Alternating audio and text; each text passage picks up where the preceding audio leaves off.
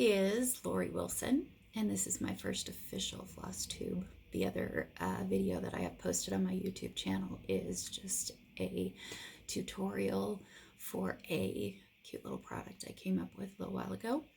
But today I just wanted to do my first official Flosstube. I've had some questions about some of the product that I came up with and started selling on our own little website called Thread Milk Design, but I'll get to that later. First, I want to talk about you guys.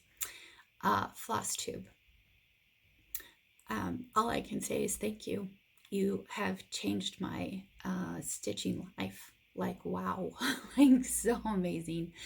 And I feel like I just have so much more common ground with so many other people. It's fun to have a common knowledge and common craft and just so much love for something that makes our lives so, it just embellishes, right? Embellishes our life, makes it feel so good.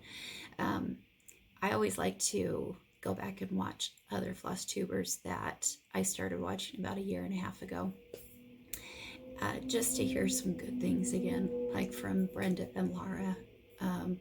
When Brenda says, you know, just make the stash, make yourself happy, do what makes you happy. A memory came back to me today of when, oh gosh, this was so many years ago, years and years ago. I had an opportunity to meet with I want to say he was a psychiatrist at the University of Utah.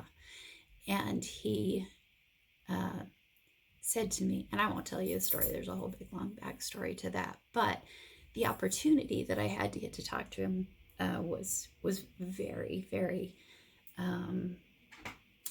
he just had so much knowledge. So he was over a group that was doing research at the University of Utah for some different psychological disorders, and he actually was a big speaker throughout the world on some different things. But he said that one time, some advice he gave me was that everyone should, at least for 1 hour every day, do something they love. And he said it's just such good therapy. Such good therapy. So have a hobby and do it every day. And if your hobby is creating, if your hobby is climbing a mountain, if your hobby is bicycling, exercising, whatever, just do it and you will feel better if it's something that you love. And that's pretty much how I run my day ever since then. I mean, I did before too, but it's just after watching Flosstube, a lot of Flosstube over the last 1.5 years. And it started actually, okay, here's my Flosstube journey. So let's see, we moved back here to Utah about 4.5 years ago. We were living in Louisiana before that for about 5 years, and that's because my husband works there. He's a helicopter pilot and he still works there. We came back here because I needed some dry air to breathe, which is a good thing. And we came back here, and I had been watching YouTube probably previously when we were living in Louisiana, because I had knitting questions, and I had a local knit shop there that I would go to. I made a mistake once on a sweater that I was making, and the shop owner was helping me and took my knitting in her hands and just said, well, this is how you do it. And she just did it without teaching me what was my mistake or what, anything. So I got kind of frustrated with that. And I think it was one of my kids said, Mom, you know, you can YouTube that, or you can YouTube pretty much anything. So I started watching YouTube for knitting tutorials for stitches and found that just so helpful. I love it when knitters who want to help you with a stitch, say you have a code for a stitch like SSK, slip, slip, knit. You just put that in the YouTube search bar, and up comes a knitter who can show you how to do that. It's fascinating to me that they will go out of their way to help the world with a stitch, and they'll use the camera from their head down so that you can actually watch their hands at work from their view, so your view also. So that's where I started watching. So when we got back here to Utah, I found Pat Sloan, a quilter, because I quilt also, and I'll tell you that little bit of a story really quick here today. But Pat Sloan used to she used to do just a podcast for American patchwork and quilting that I would listen to, and then found her on YouTube. I can't remember how. Sometimes you're just watching something and it suggests something else. So I started watching her on there, and really enjoy Pat Sloan. She does a lot of wonderful things for the quilting world. And then I found Jenny Doan from Missouri Star Quilt Company, started watching those. Then it was suggested quilt roadies. Well, at the time, my husband and I were kind of contemplating, okay, our kids are pretty much all getting married. We have 4 kids, 2 boys, 2 girls, and it goes boy, girl, boy, girl. And in the 3 years after we moved back here to Louisiana, they all got married so fast. 4 weddings in 3 years and 2 grandbabies. And now we have a 3rd grandbaby. So we've got 3 total in 4.5 years. So we were just on this like roller coaster ride of like weddings and babies, and it was so much fun. But in my pastime, Chris and my husband's name is Chris. I just started saying, maybe we should get a trailer. Maybe we should get a truck. Maybe we should, live out of it. You can't have a whole sewing room in a trailer. We still want to go on that adventure someday, but we'll get to that, I'm sure. But in the meantime, I watched Anna of Quill Roadies, and then she started Stitch Roadies. And then that led me to Teresa Vanette, Kitten Stitcher, then Brenda and Laura. And, then it just goes from there. And you find all of these wonderful people who have, they've all been wonderful. I love all the ones I've talked about so far too. But there's just so many more. I can't even name them all, but I just want to express wow and thank you so much. I watched probably more than I should have, but about 1.5 years ago, I was really sick for a while, and that's all I did, is I stitched and I watched. Some days all I did was watch. Anyway, so it's been a journey of I just want to tell you absolutely thank you from the bottom of my heart for those of you who have chosen to make videos about your stitching and share such wonderful things every day. All right, so let's get into just a little bit about who I am. So I'm Lori. I live in Utah on the west side of the Wasatch Front. So we have beautiful big mountains just right out my window here. And yes, I'm in my sewing room today. So you can kind of see, this is my cutting table, stuff in jars to stuff pin cushions with, tins to embellish them with, rulers, cutters. Anyway, this is my little workspace right here. And over here I sew. And right there are projects in bins. My husband, he builds me stuff when I want him to. He's pretty amazing. So he built me this little cabinet just for those project boxes. He's going to build me a door on it pretty soon too, just to kind of give a little bit of a cleaner look. But I do like looking at my projects. It's really fun. So the rest about myself though. So my stitching journey started when I was probably like 6 or 7 years old. I learned how to embroidery from my mom, and she's quite she can embroider very beautifully. and her favorite is the embroidery stitch. So it's that one that twists like a rope and just is beautiful. She's helped me on a couple of quilts that were all red work. I'll show you guys that someday. And it's, yeah, so I learned good stuff, how to thread a needle, how to embroider, all that for my mom. Then I watched my grandmother Miller, so on my dad's mom. She knitted, crocheted, quilted, apparently, because I never saw her quilt, but I saw her knit and crochet. I have a quilt though hanging on my wall right over here. I might show you today that it's just one piece left of the quilt. It's a quilt that she made for my parents when they got married, and I used to have it on my bed and slept under it for a while.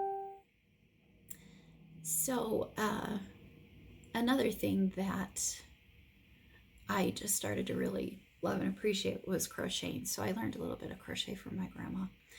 Then when I was 13 years old, my mom, we actually moved for my 12th and 13th year from Idaho, where I grew up in the Snake River Valley.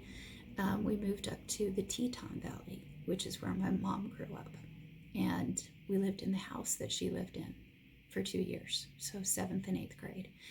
And when I was in 8th grade, I think it was the summer right after 8th grade. And I should say I was always involved in 4-H. Like I learned how to sew, partially from my mom, partially from leaders in 4-H, and also learned cooking classes and did all that before we moved up to the Teton Valley. And then when we lived in the Teton Valley, we did animals. I had a lamb.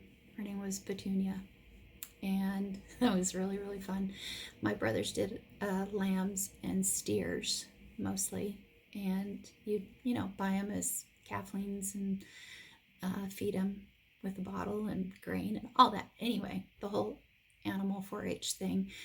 And I think it was the end of 8th grade, spring, summer of after 8th grade, a lady in our community approached my mom. Actually, she was from church too. Approached my mom and said, "Hey, I'm going to do a quilting class, 4-H class for these girls." So all the girls that were, 12 to 18, she was going to take under her wing and teach us all how to quilt. So my mom said, okay, signed me up.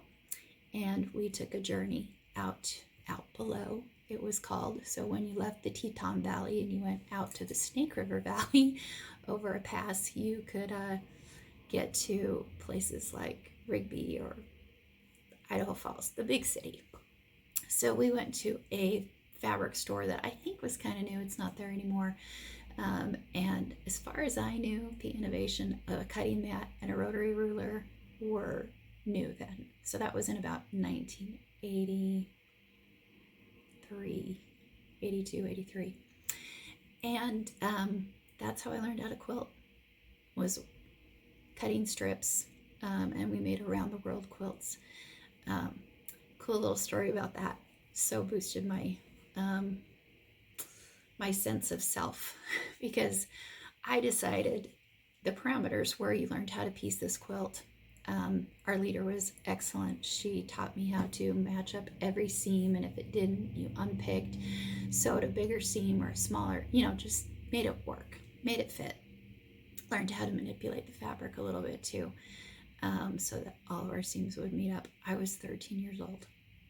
I am so grateful for her and that whole experience. But the parameters were to finish the quilt, or to put it in the fair, enter it in the fair, you had to finish it. And you could tie it with yarn. You could, I don't even know if there were big machine quilts back then, but probably were. So I'm sure you could have machine quilted it yourself, or you could hold a quilting bee and ask women or men, whoever you knew, that knew how to hand quilt, to come and quilt your top together as a quilt. And I was just fascinated by that, mostly because I had learned a little bit about quilting through reading Nancy Drew back when I was 10, and laying under that quilt that my grandma Miller made for my parents for their wedding. I can't remember which one it is, the witches something, when she's in Pennsylvania, of all places, Lancaster, Pennsylvania, where my dad later told me, like, let me back up just a little bit. Reading the Nancy Drew book, I'm laying there under this quilt my grandma made, and Nancy Drew starts describing a quilting bee that she goes to, and the quilt design is a pot, so some sort of shaped pot with 3 tulips coming out of it, and that was the applique design that was being quilted on, and how she was just like, oh, fascinated by busy women doing all this work and getting a quilt hand quilted together. And I'm looking at the quilt that I'm laying under, and it is that exact design. Hold, please. I'm gonna grab it for you so you can see it.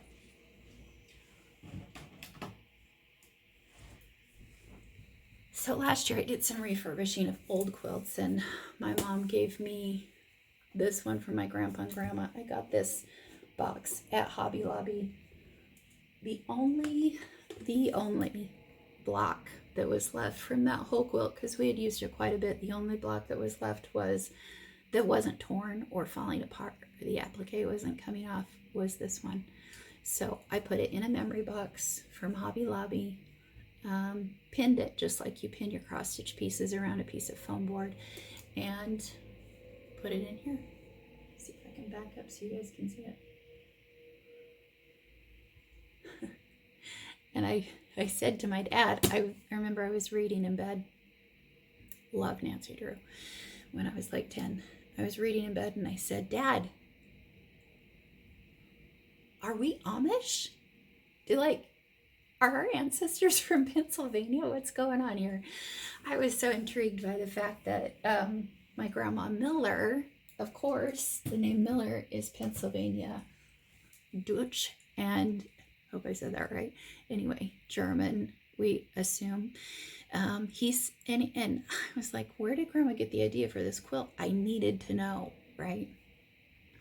He said he didn't know, of course, but funny I should ask, because our ancestors were thought to have come from Lancaster County through Pennsylvania. So that led me down a whole genealogy journey a little bit later in life, but I was absolutely intrigued with it, and I was like, I have to go there someday, Dad. I want to go to Pennsylvania. And I still haven't ever been, but that's another side story. I'll get there someday. My dad said, you know what we can do is write the what's that called, the commerce, I can't remember at the moment, but I'll get on with the story. So we wrote to the state of Pennsylvania, got some cute employee from somewhere, probably from Lancaster County, to send us some visitors' information. And I still have that whole envelope somewhere in a cedar chest that has all the information on visiting Lancaster County and all the great Amish stuff that's there. So that was just so cute because it came in the mail. It was like special mail from the Amish country. So anyway, back to quilting. So I asked at this time, because now we're living in Teton Valley with my mom's family, my grandparents lived right next door to us, and that was my grandma Nola. And she had lots of friends who loved to quilt, and I asked her one day if she and her friends wanted to, if I could have a quilting bee, first of all, in her basement. Okay, sorry, little pause in the filming there. Anyway, so my grandma had friends who hand quilted, and of course I had to participate in that too. I had to be part of the bee. My mom, grandma, cute ladies that are no longer with us, nor is my grandma, of course, but they all helped me hand quilt that quilt. And I was the only one who had a hand quilted quilt to turn into the 4-H fair. And it was held in, because we were in the Teton Valley, we were in Teton County, and technically, I didn't live in Idaho anymore. We lived just across the border in a place called Alta, Wyoming, and right underneath the Tetons, just such a beautiful place to live for those 2 years. But anyway, we were in Teton County, which the county seat was Jackson. So we got to go to fair in Jackson, Wyoming, and it was so fun. So blessed to have lived in such a beautiful place. Anyway, I won Grand Champion. And yeah, I don't have the ribbon here to prove it. I have it in storage. But that's what happened when I was 13. I was so excited. So that's my quilting journey. From there on, I just quilted kind of intermittently. I made a quilt as a teenager, and then I did as an adult when I was married. And then I found a friend here in Utah County where she just lived down the road from me. Anne, if you're watching, love you, Anne. Anne taught me how to hand applique, and that just took me above and beyond in quilting, and I can't even. So back for a little bit more. So anyway, found Deb and Liz country stitchers after watching a few other people on Flosstube, and came across, let's see, I wanted to make sure and tell you which one this is so you can go follow. There's a lot of people who have great ideas for storing their stitching, and Deb and Liz have a couple of videos that were amazing that showed theirs. Okay, country stitchers finishing bug bites. I don't know if it's called that, but I think it's their Flosstube video number 69 that shows Deb's her floss organization. So her floss organization was hanging on a rod with thread drops, and I loved that. She also had left like Weeks Dye Works on the card that it came on, and I just knew I had to get my threads in order. So I didn't have very many whips at the time, maybe 8 projects that I'd had sitting around in a basket for cross stitch projects. Oh gosh, for the last 10 years. And I wasn't doing a ton of cross stitch, just some. And I decided to pull everything out, just start over. And I don't know, I was looking for thread drops, but I was considering how should I do this? Whatever I do, I want it all the same. I want a uniform for all my threads. And I was at Hobby Lobby one day and came across the Tim Holtz milk caps and decided, let's try it. We'll see if they're big enough. So that's what started me down the thread milk journey. And I'll show you those at the end of the video. Got my flosses all organized, was just so all gung-ho, started kitting more projects, and started making finery, meaning I call it finery. It's like all the bling, the zipper pulls, the scissor fobs, thread keeps, all of that, and just really was having fun embellishing my projects. And then I started making project bags too, because they're just so beautiful. Why not? So I'm gonna tell you about my project bags for just a second. I do put them on my website. Okay, Flosstube, I am back. I apologize for the disruption in my video, but hopefully I'll be good at editing it and making it work for you. I think I needed to finish up talking about project bags. So I do make them. I do put them on my website for sale every once in a while. So you'll be able to know about those if you subscribe to my newsletter. It'll be on there, and whatever new products I have. Let's talk about project bags for a second though.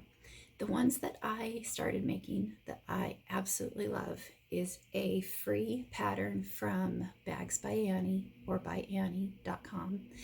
It's called the Peacekeeper project bag, and excuse me, I think she offered that as a free pattern this last year, and I just kind of started thinking, okay, can I make this? It comes with a mesh front on it, and I wanted vinyl so that if I put my threads and scissors and stuff in there, it's not going to come through the little holes. So I had to get some practice, of course. So it took me a little while to pull them all together, but oh, let's see. Let me get one that doesn't have a project in it.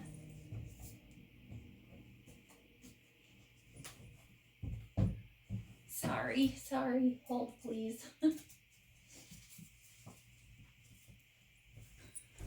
Okay, I'm back.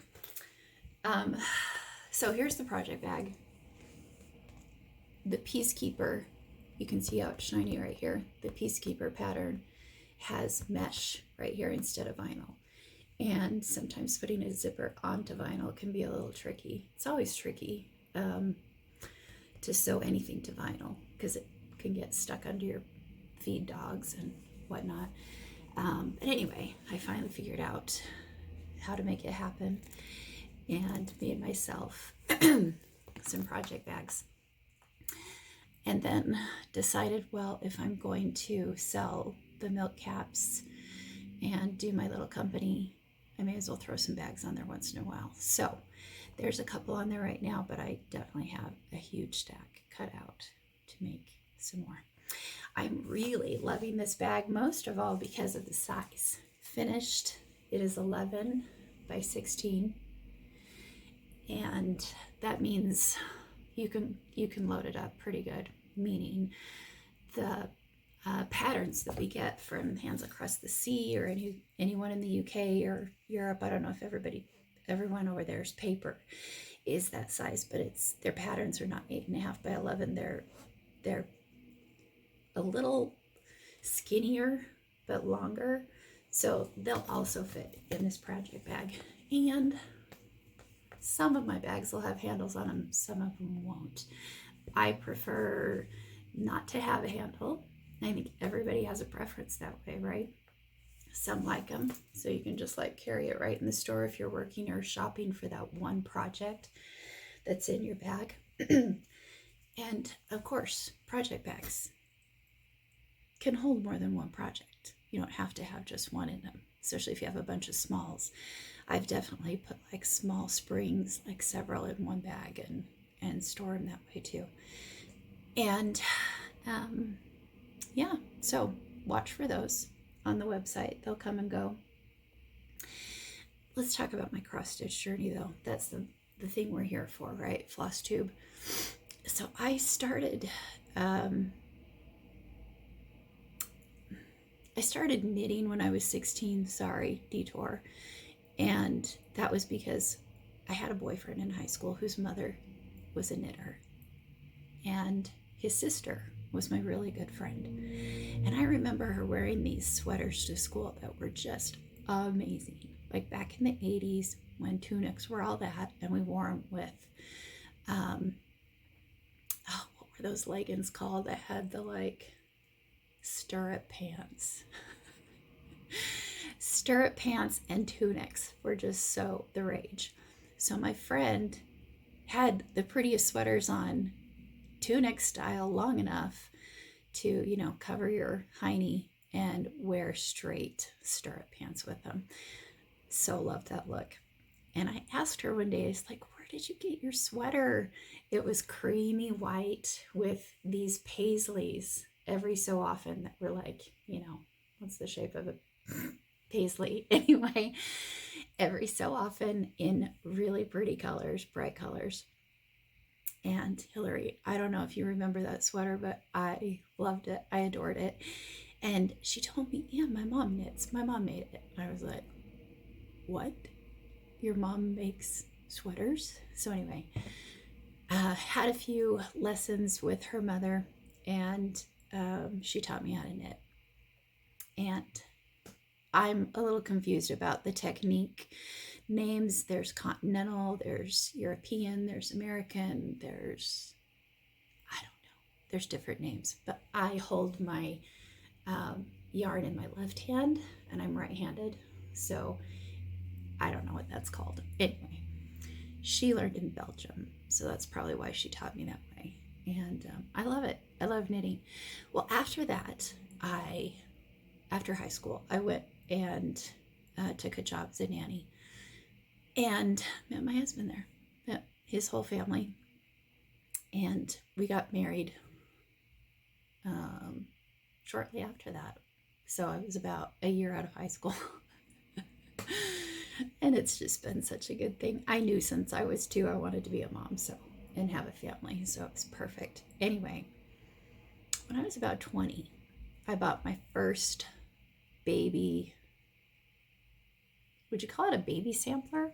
It's one of those that has like the baby's information. I think it was when I was pregnant with my first, and it has like, I wish I had it, but I don't. Don't get mad at me. I threw it away because I got so frustrated with it. But that's what I started on. It was Ada. It was a kit.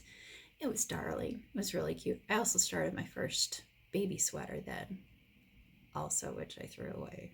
I just didn't want to finish it. And we moved a lot. I think we're in like our 25th or something. It might be a little more than that location that we've lived in. And that's because of jobs and different things that have changed in our lives.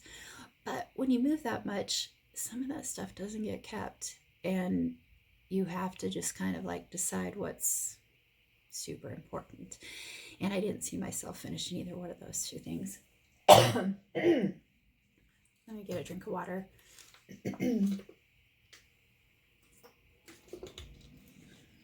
Okay, so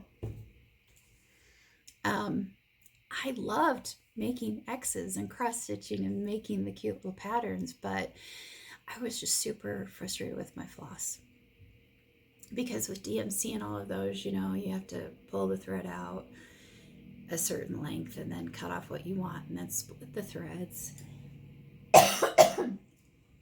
Wow, this won't go very good if I keep doing that. But anyway, I want to get through this for you guys.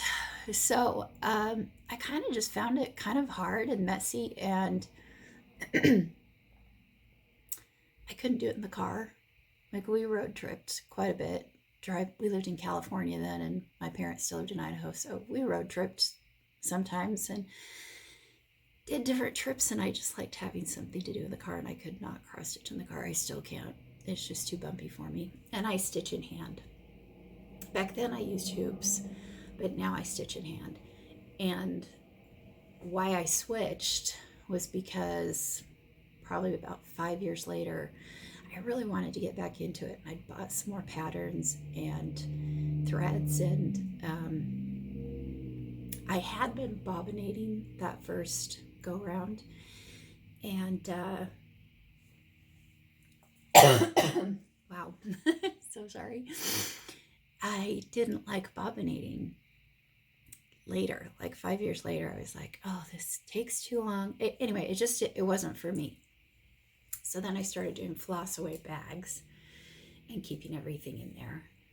And hang on one sec. Okay, let's get through this. I think I can. So back to floss away bags and bobbinating and all that kind of stuff. I stuck with floss away bags probably for another 20 years until, like I said, I just got into I got to organize all my threads just a year and a half ago. So what changed me from a hoop stitcher to a sew in hand cross stitcher is I was at a meeting one night, I think at church. I think it was after my second one was born. And I was kind of standing in the back with her. And a lady was sitting back there cross-stitching. And I started watching her. And I was like, wait a minute, she doesn't have a hoop. And I just watched her. So I think because of embroidery and hand quilting, you get used to that rhythm of just sewing. And hang on one sec.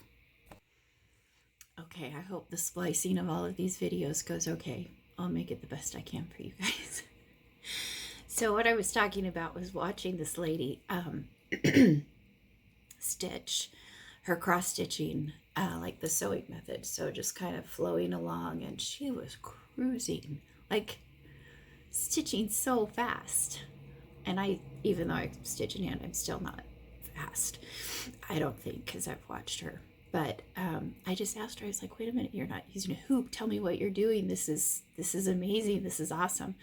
So she showed me the sewing method, and I have never gone back. And that's just my preferred way. So I'm someone who really likes to just kind of streamline my crafts, my work, all that kind of stuff. And that was part of it. That was one thing that helped me. Just side note right now, if I take another drink or cough, I apologize so much. I normally don't talk this much, and my voice has some issues. So let's try to move on. I'll take a drink really quick. No, I'm not sick. I don't have anything. That might help. Okay, so I've been to a couple of handwork retreats, they're called. A friend of mine, Amy, does them, and she is under the Garden Moon. If you go check out her website, she has retreats. And back before shutdown, I went to one, and I met a friend there. Her name was Sandy, and then reconnected with her just a short while ago too. And the first time, though, I took one of her classes, and it was so amazing because she, and I think Shepherd's Bush also showed me this. They are the ones that introduced me to stitching one thread over two.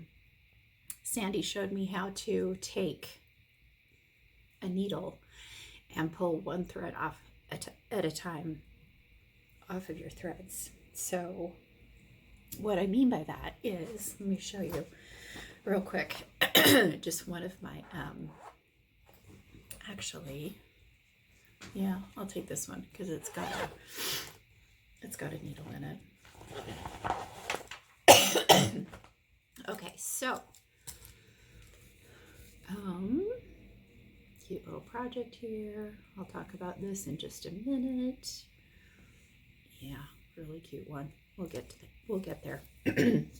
So by putting all of your threads, by cutting them into lengths, mine are all 18 inches because that's how Weeks Dye works, and all the other fancy flosses like Classic Colorworks and Gentle Arts come on their cards. You can snip the ends over here and have the loop end to put onto your floss keeps, however you decide to put these, whether it's thread drops or ones you make yourself too. But what we do is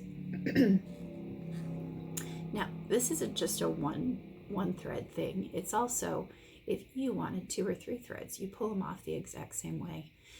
And my thoughts the other day were, if you're doing this with hand dyed floss, you probably want to pull the 2. If you're using 2 threads, you probably want to pull those off at the same time, so that the dye changes and variegation stays the same on those 2 threads that are laying together. I hope that makes sense.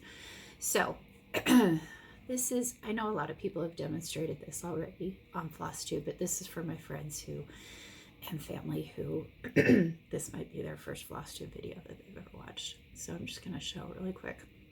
So thank you, Sandy. She showed me how to put the needle behind one thread and pull it off. So slick. Thread is still organized. You can put it away and then stitch away. I was just like, wow, that is so cool. And then Shepherd's Bush also showed me a couple of things when I really got back into it about 4 years ago. I made a trip up to Shepherd's Bush and fell in love with, like, I think I got 3 charts that day with linen and kitted a couple of them, and was just all ready to, you know, make a fresh start with my cross stitch. I had done several, you know, over the last few years, and I really wanted to be able to just kind of pick up where I'd left off, but do a lot of these charts that I'd been seeing, and samplers, etc. And a lot of times I've heard on Flosstube too, are you a process cross stitcher or are you a product cross stitcher? Hope I got that right.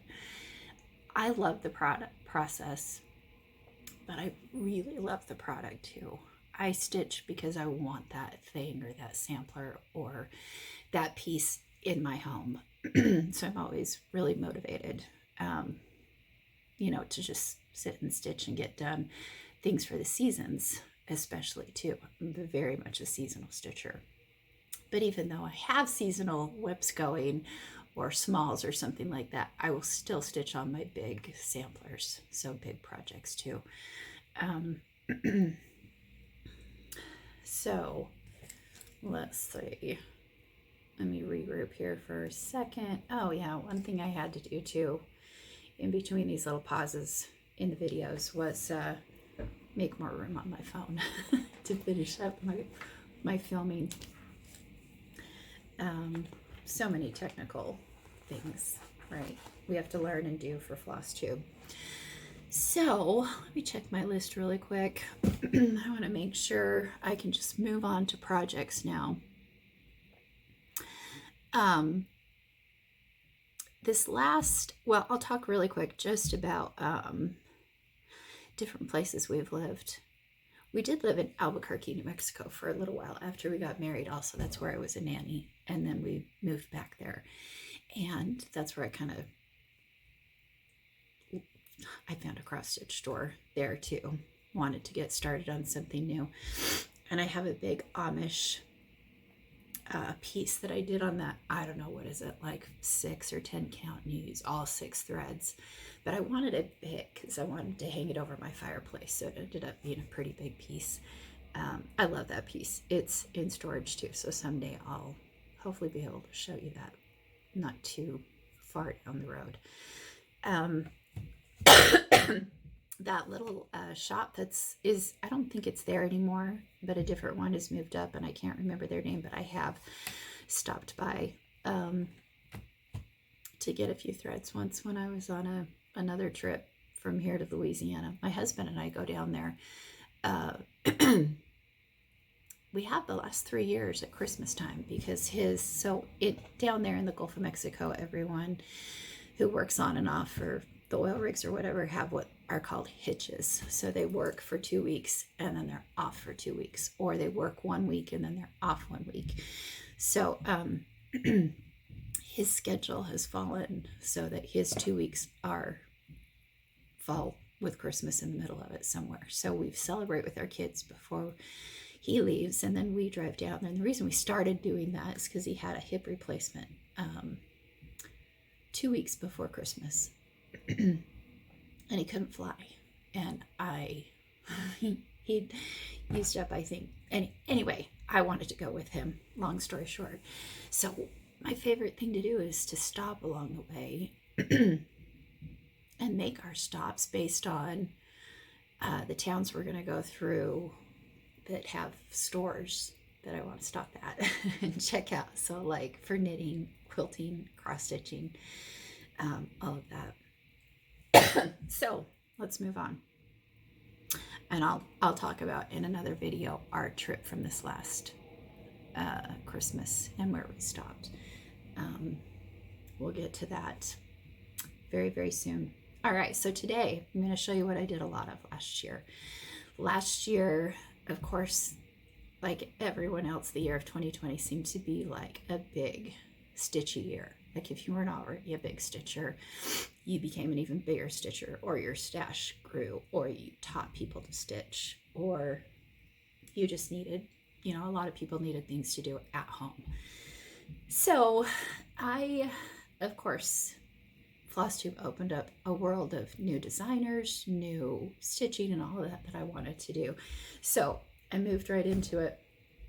I definitely did a lot of smalls last year, and I'll show you those throughout this next year as the holidays advance. But I did some gifts. So for our anniversary, I did, and I am going to be so bad. I hope I can remember these names, and you can look them up if you're interested in them. You can just Google them or look on the different websites. This first one, our anniversary was back in April, so I made this for my husband as an anniversary gift. Do you think they just, die when we stitch them something for it for their anniversary? I don't know if he loves it as much as I do. He's really sweet about all this stuff, but it's a way to put down on record something monumental in your life, right? Isn't that what samplers are all about? So, of course, this had our initials and the year we got married, 1988. This is a little house, needleworks pattern. And I can't remember what it's called, but it's something like always or always and forever. So that one was from April last year. Wow, something so went down my wrong, what do we call that? The wrong throat, wrong tube.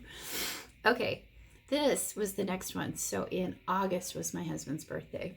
Now I know this is one of the anniversaries of the heart by Blackbird's Design. And I can't remember which month it is. I don't have any of the other patterns except this one. And the reason I bought it was because of the two swans on it and how it's called Swan Lake. So after we had our first child, we lived in California. For my husband's birthday, this is why I stitched it for his birthday. For his birthday, he bought us tickets to go see the Bolshoi Ballet at, I think it was the Dorothy Chandler Pavilion in LA. Pretty sure that's what it was.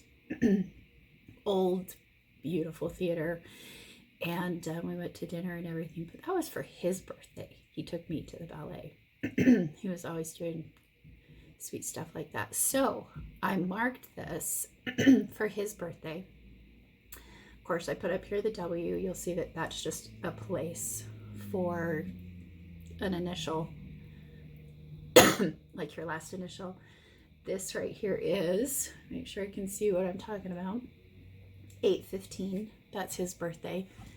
And then I put his name down the side, and you'll see on this pattern it has those exact same spots to personalize for yourself. And then I decided to put the year 1990, not that I stitched it then, but that's the year we went to see Swan Lake. And then I mounted it on, let's see, this is green velvet. And I can't remember if I got it from Lady Creates or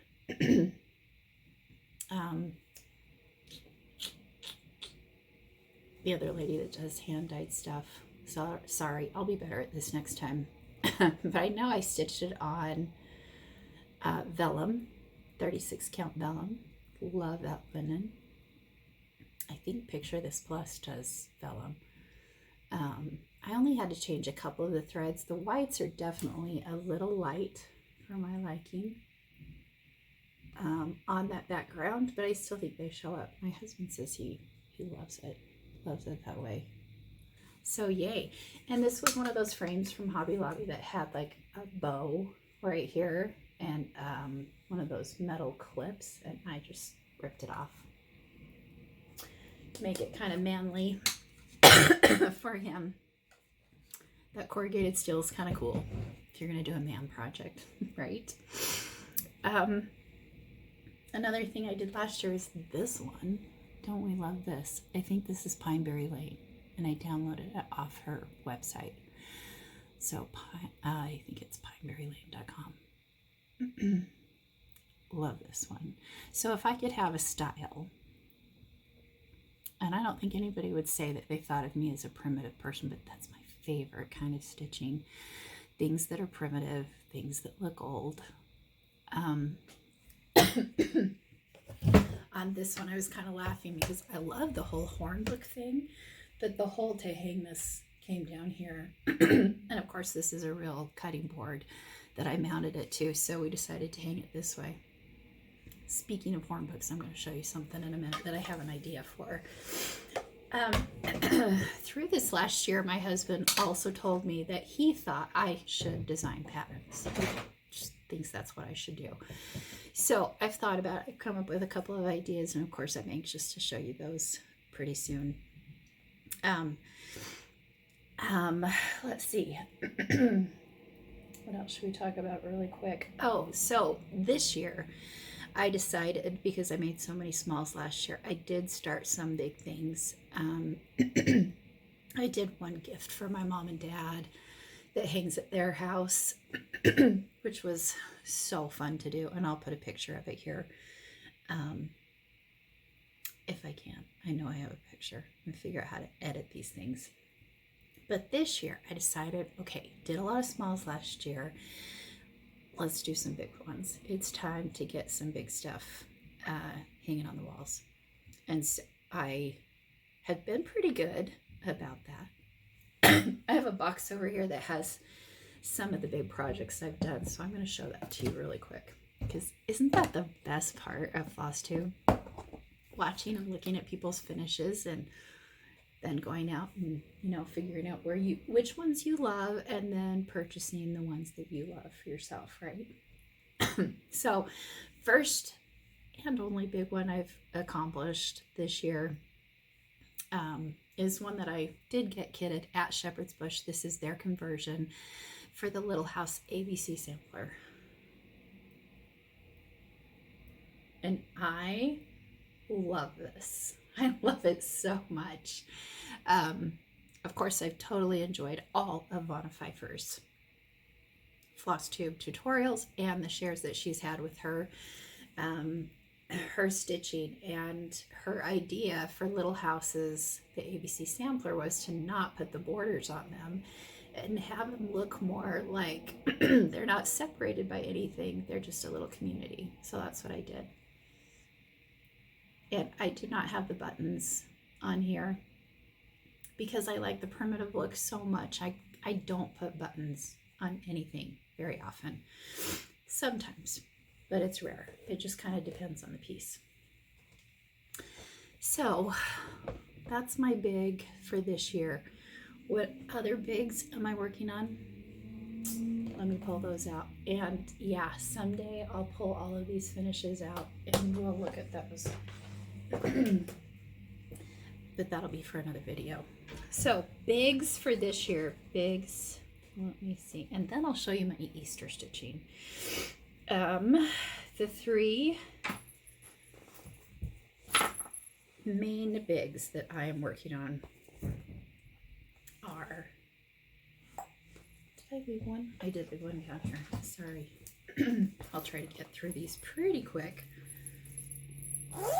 So that one kind of has a story. Okay, so probably a little over a year ago, when I was watching all you guys with your beautiful samplers, I decided I have to buy a big one. I've got to get a big one, something huge for my house. So this is the one. This is the one I decided on.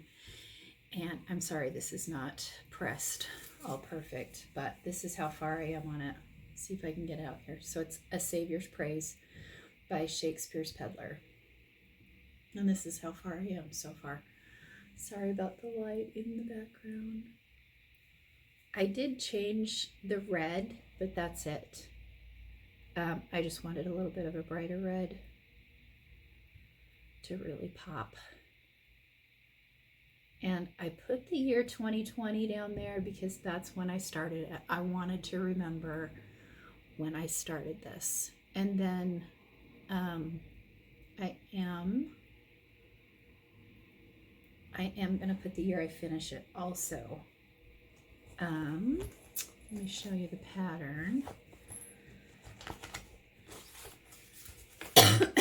Haha, sorry, not going to show you the pattern.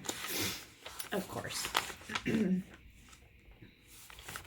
want to just pull the picture out. Now, yes, Teresa Vanette, I use clipboards for my charts. And I use my charts. I don't make a copy, like a work copy. I think I just love my charts that much that I just love them. I love them. I love that you guys have made copies, that, you know, or if I printed them out, whatever. I just do one and then put them on this clipboard. So there's a little spot. I was telling you I'm going to put 2021. I'm finishing it. I'm finishing it this year. I'm going to put 2021. Oh, I think I've got to plug my phone in now. But right up here, there is a spot in the corner that says the year 2019. So it's the spot that's made on the chart to put the year you finished it. Down here, this is a chart that I believe Shakespeare's Peddler made original. At least that's what it says inside. So it's not an old reproduction sampler, but she wanted it to look like it. So here's that year, 1838 down there. So I decided to put 2020 down there for when I started it, and then I'm going to put up here 2020. Okay, I'm back for one more section. What I was saying before was about the Shakespeare's Peddler. Anyway, I kind of think you probably got the gist of it.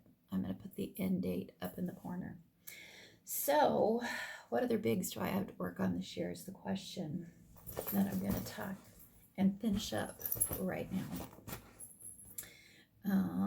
Let's see. Okay, so I started a couple years ago the Little House Needleworks Early Americans, and I love this chart too. So cute.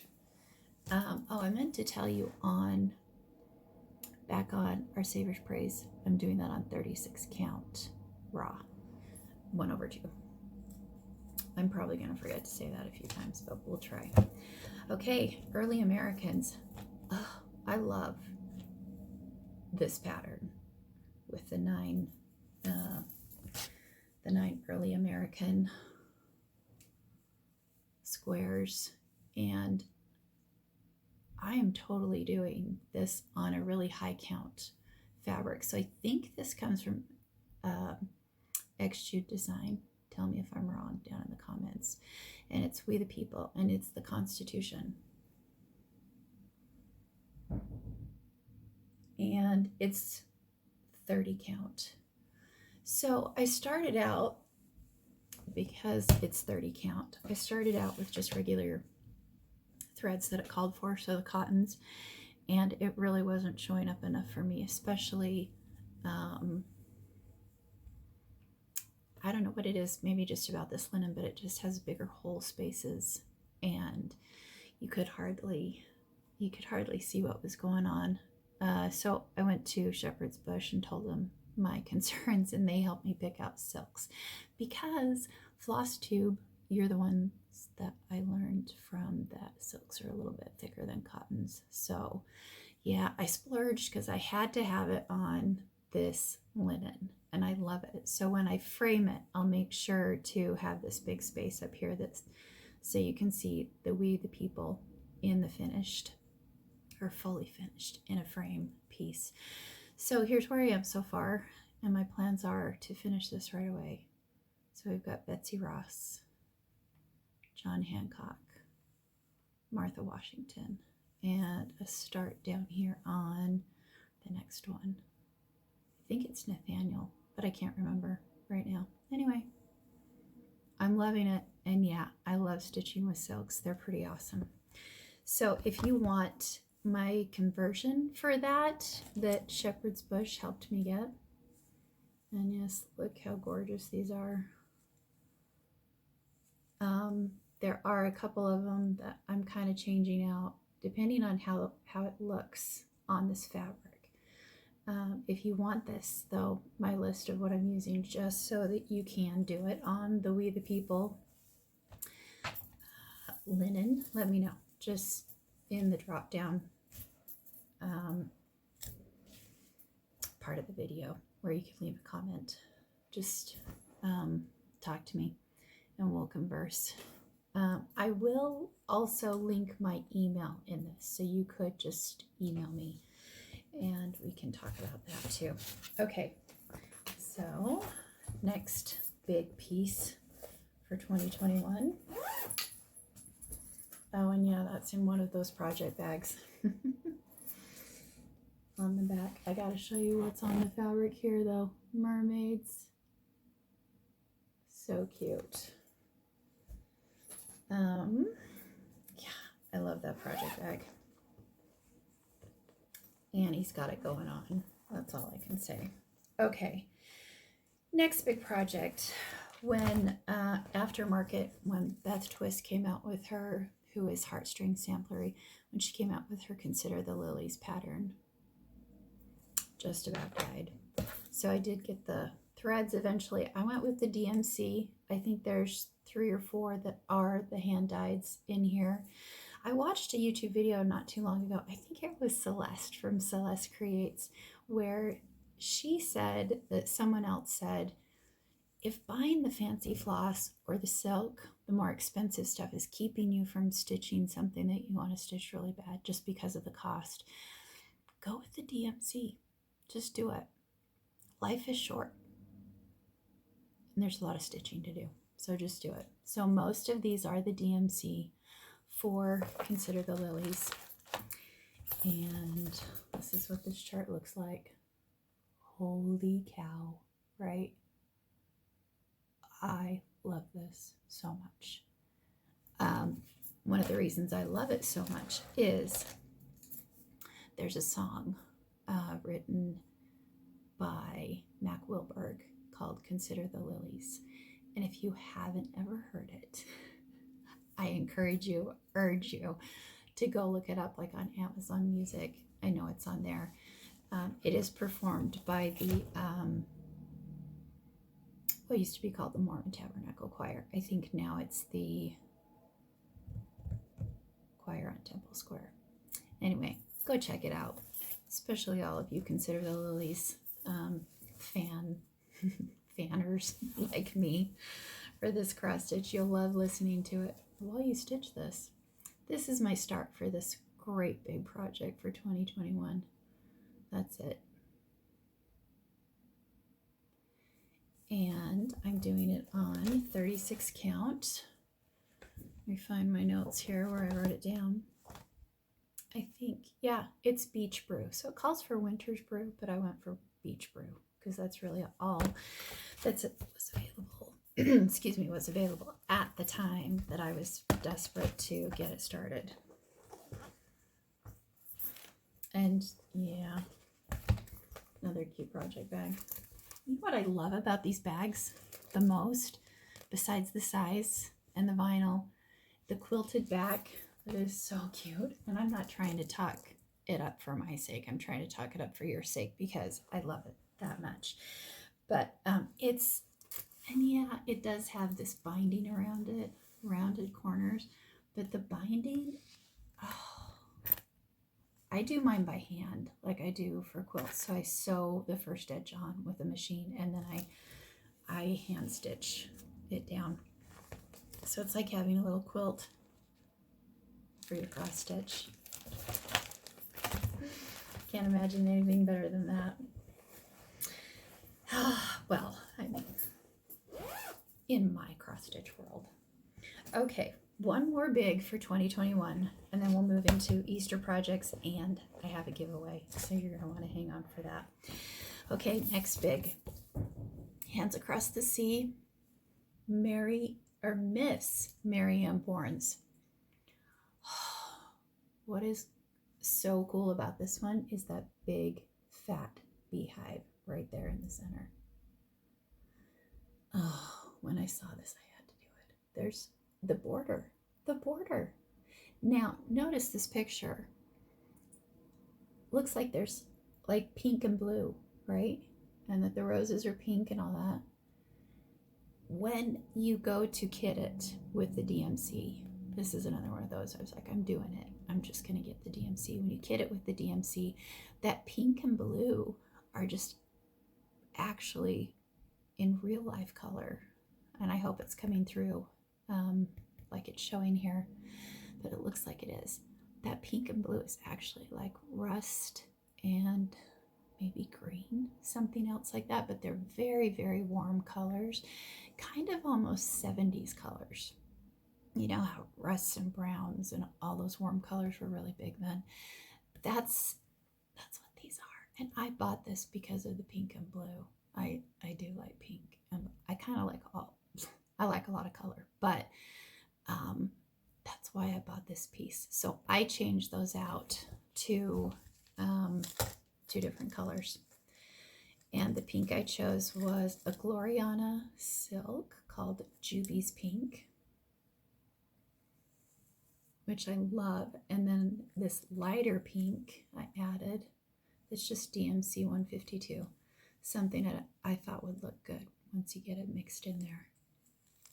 And then the blue I chose is DMC 336.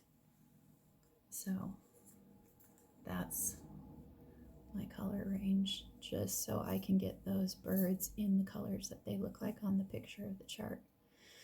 And that happens sometimes on charts. You know, the pictures are a little different.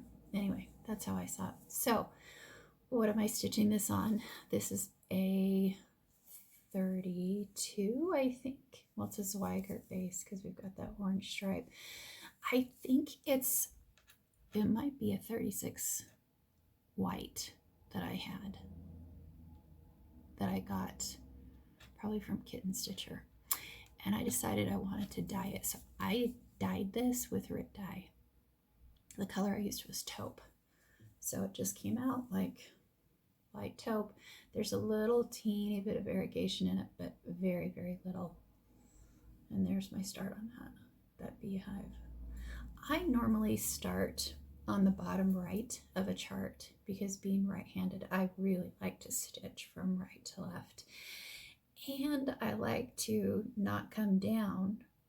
And this is probably a hand quilting thing that just feels right to me. I like to stitch from the down to the top also. So I always start in the bottom right corner.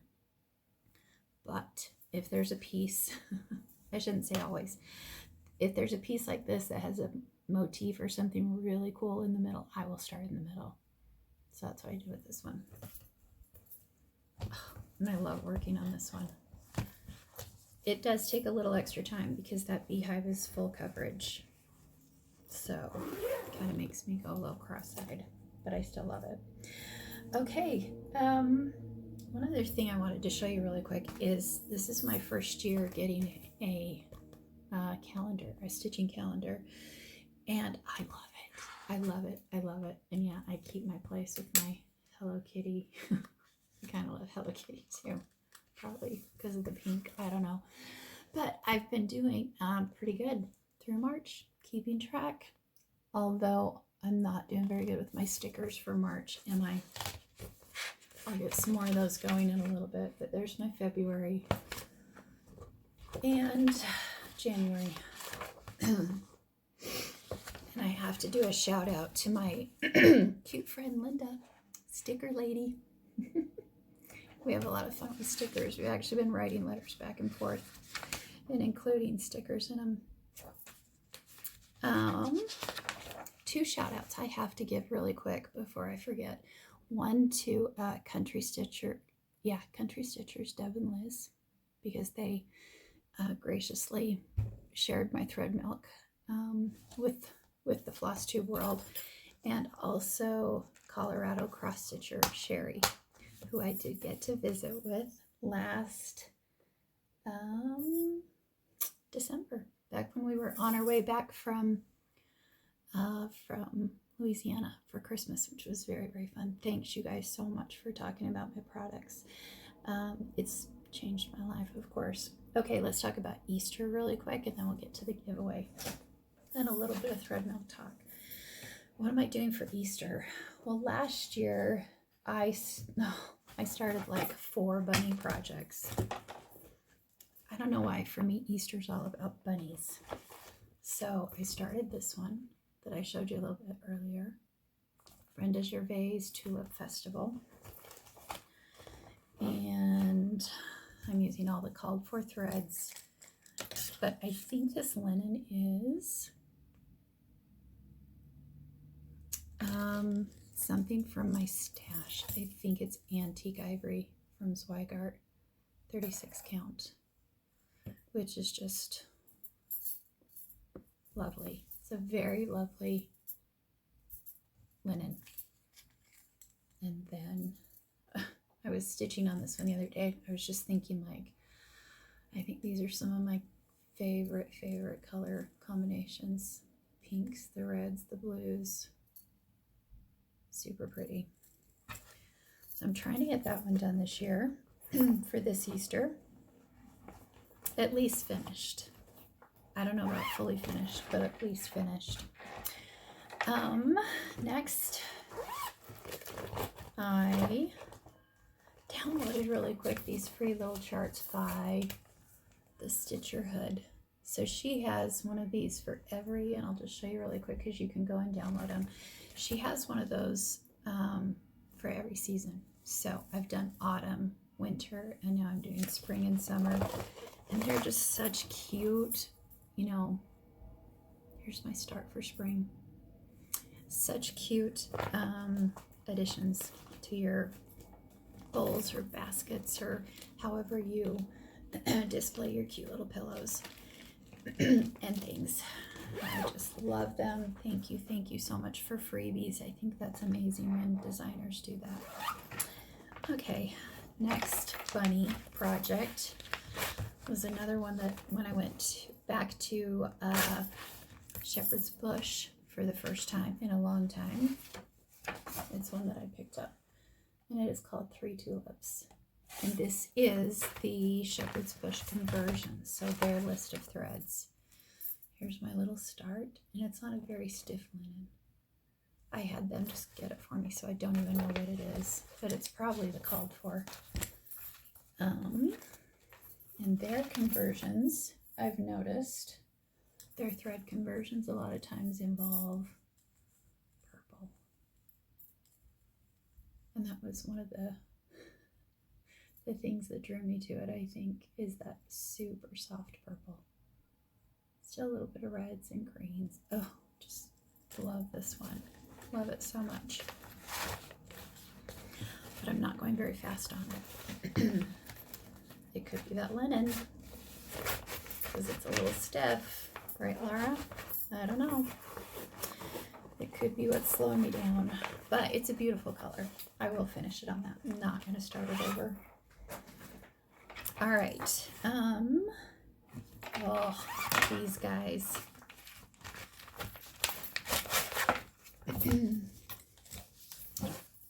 So these are coming right along. This is Sorry Chart. Ugh, Scattered Seeds. What are the two names? Spring Delivery and, sorry, I should say the whole name to it. Scattered Seed Samplers. Scattered Seeds Samplers. And there's the second one, Spring Gathering. So cute. So here's my meager start on Spring Gathering. That's the one with the eggs in the basket. Here's the threads. And here's my start on the other one with the chicks in the basket. So cute. I can't wait to have those finished too and finish them up. Oh, so my other LNS, I actually live like an hour, over an hour, probably an hour and 20 minutes from Shepherd's Bush. But the closer LNS to me is Craft Center of Fine Stitchery. And I love just stopping in up there and visiting with Jamie. This linen is 36 count platinum that I did these on. Love that one too. That color is just such a good basic linen. Okay, so we'll see on those which ones I get done, but the Easter stitching I'm completely obsessed with and am going to finish. Sorry, my head's cut off. I've had to adjust the camera so many times, I don't know where I'm at. Hopefully it's okay. Anyway, can you guess what this one is? This is what I am completely just dying over. And when Carol of Saltbox Stitcher said that she was going to just use scraps from her bin, I thought, genius, that's what I'm going to do. So that's what I've done. And you can see this. This is a really rustic linen. I think I bought it as a scrap from pine needles. That is another cross stitch place that's pretty close. They just don't have the selection, so I don't go there a ton, but I did back in the day. They used to have so much. Anyway, this was like a little 50-cent piece of linen in a little bin of leftovers. So it's tea dyed or coffee dyed with something. And look how long. So this linen is definitely longer up and down than it is across. So it's elongated, these tulips. And that chick, he's like a tall, skinny chick. This, though, is a 36 count. I think it's the antique again. The Zweigart antique ivory. So look how cute and little fat they are, and then how elongated this guy is. I just love it. I love the difference. And I really like how super rustic and primitive this linen is, and how you can take something this cute and put it on there. And Jamie at Craft Center did kit all these threads up for me. And I knew I wouldn't have them because I don't typically buy super bright threads. And so I said, yeah, just, get them all ready for me if you don't mind. And so it's all in DMC. And look at all those fun Easter colors. It's probably the only time of year I stitch with colors this bright, but I love them. And even though they look like huge bunch of really brights, for if you like primitive stitching, once you stitch them up, they're just darling. So here's the one other one I have finished. Cute little Mr. Easter Bunny. And yes, I did use all the called for DMC. Here's one little tulip. Now this is a 40 count scrap that I have, and I don't know which one it is, but this is the 40 count. I did this little lonely tulip to make a scissor fob out of because I just thought it was so cute. So cute little bunny 40 count, and the little chicks in 36 count, and that's the difference. He's definitely a little bit more petite than they are. So those are my 3 different fabric choices. I have the other pieces cut. They're just inside the cute little pamphlet. I love the size of this book too. It's really cute. So I've just stuck my other little scraps in there, ready to go. Completely obsessed. Let me show you that one more time. Jelly Bean Jubilee. Super cute patterns. I don't think I'm going to do this one. I definitely want to get those 2 done, and the big Easter pillow too. So that's all the stitching I'm going to be doing for the next, well, I might throw something in if the whim takes me there, but I'm going to get those done before Easter. Hopefully I'll have those to show and done at the next video I make, and hopefully it'll go so much smoother than this one. Last thing I want to show you, part of my stitching journey. So one of the places we lived, besides Texas and New Mexico and California, we also lived in Illinois for a year. We lived in Quincy. I loved the time we spent there. It was just this whole Midwestern experience. I loved it. Quincy's right on the edge of the Mississippi River, and it borders Missouri, so we got over to Missouri once in a while. The antiquing through those areas is unbelievable. Also did some thrift store shopping with a friend of mine. So we had friends that lived there, and we just lived there for a year before we then went down and lived in Louisiana. And this friend had lived there for a while, so she knew the places to go. And one day she said, okay, get ready for this. We're going to go out to this little place. It looks like the apocalypse has hit. And she was right. It was like one of those I know back in the day it was a really cute little town. But it was one of those little towns that just had a square, little park square in the middle, and then all the shops were around the square, or all the little stores. But it now is completely dead. Well, that was 8 years ago, except for this one little thrift store. And then there are some surrounding homes that people still live in. So we go in there, and she was looking for a couple specific things and found them. And over in a corner, I spied this. You guys are going to die. I died anyway. It was $25. It was behind glass that was kind of icky and dirty and in a little teeny metal gold frame. So I took it out of that. I like my cross stitch, by the way, not under glass. I know everybody has different views about that. But I've never lived on a farm. I feel like they stay pretty clean. I'm very careful, just like with my quilts, not to put them in the sun or let them get faded. Anyway, the store owner told me, look at this, I'll put it up here so you can see this. The store owner told me that the lady that stitched this lived in the town. She had since died, so she wasn't alive anymore. But she never married. I think her name was Mary, and I can't remember the town where I found it. But it's like kind of right in the middle of Illinois, but over on the edge of the Mississippi River, so bordering Missouri, part of Illinois. And I think her name was Mary. He said she never married, but she was such a great stitcher. And he said she made one of these for everyone she knew when they got married.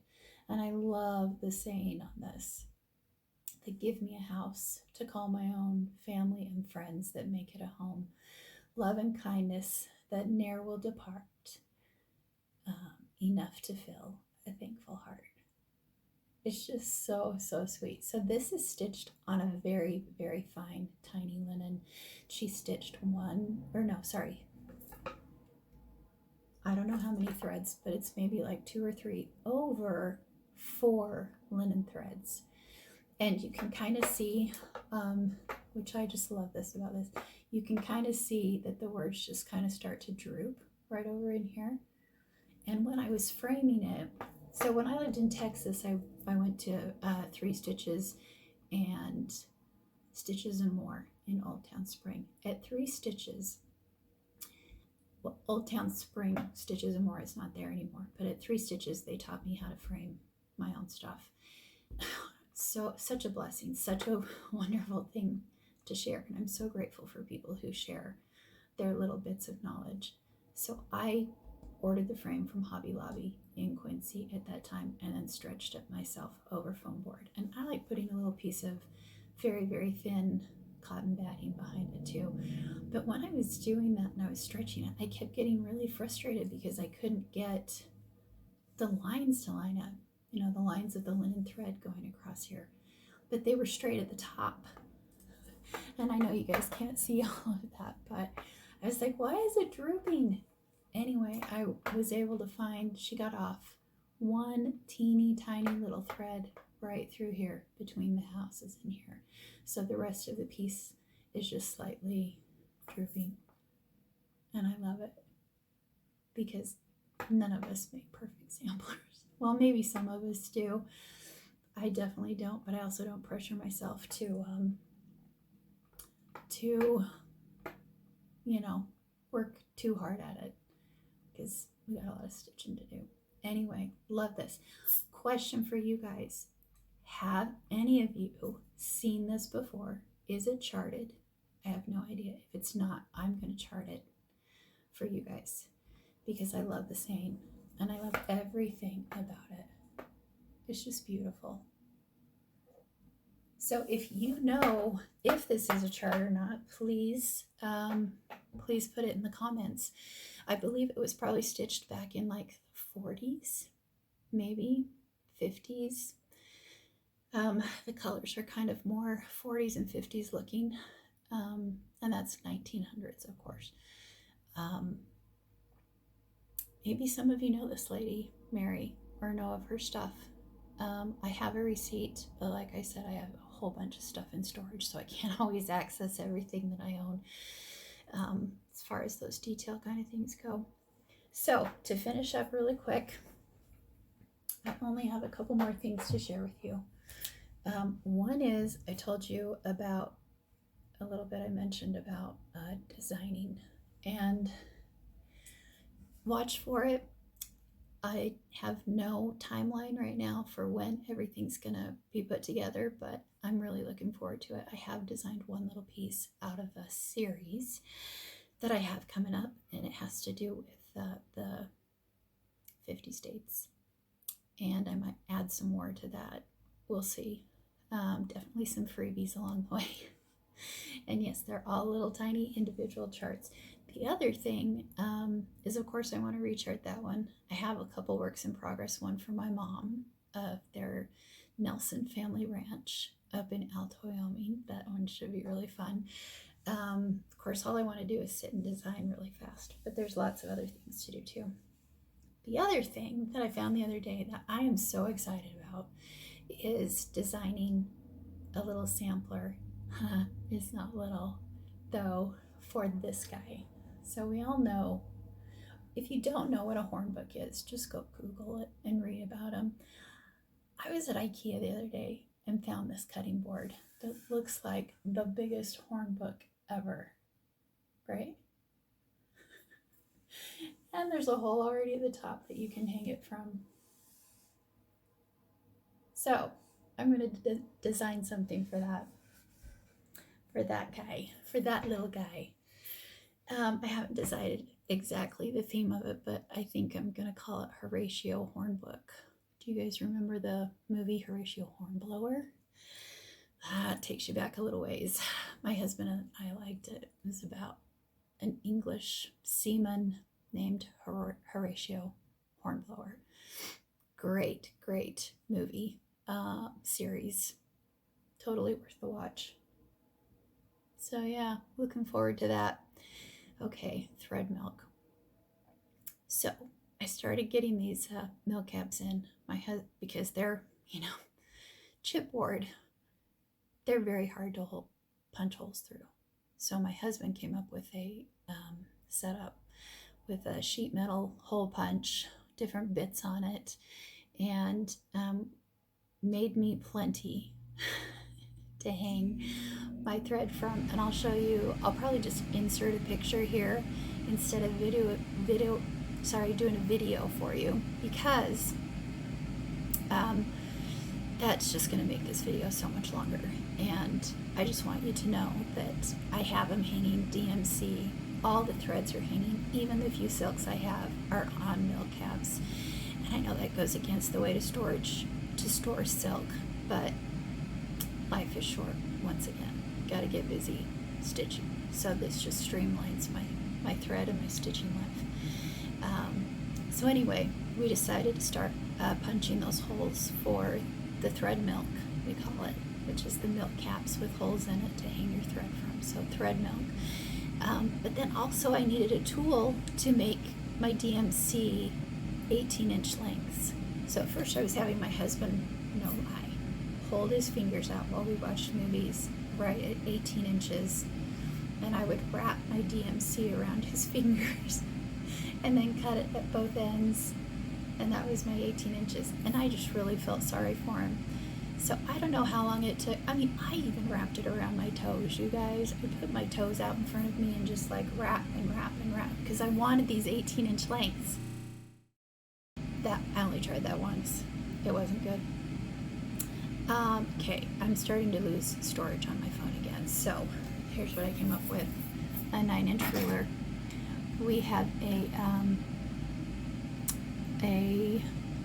what do you call this? Tool to burn this with. a branding iron.